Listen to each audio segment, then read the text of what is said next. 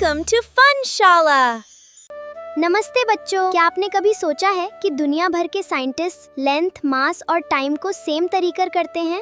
आज हम इसकी अमेजिंग दुनिया को समझेंगे।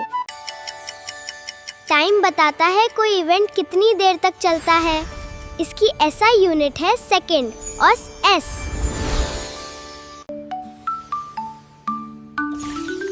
लेंथ बताती है कोई चीज कितनी लंबी है। इसकी एसआई सिंबल एम। मास किसी ऑब्जेक्ट में कितना मैटर है। इसकी एसआई यूनिट है किलोग्राम। ये केजी।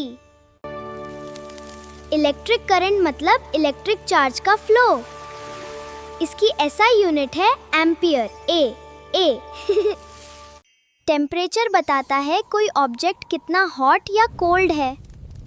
इसकी एसआई यूनिट है केल्विन, के।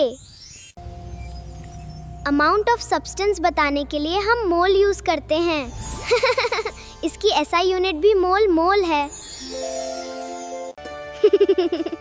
ल्यूमिनस इंटेंसिटी बताती है लाइट सोर्स कितनी ब्राइट है। इसकी एसआई यूनिट है कैंडेला, CD। No.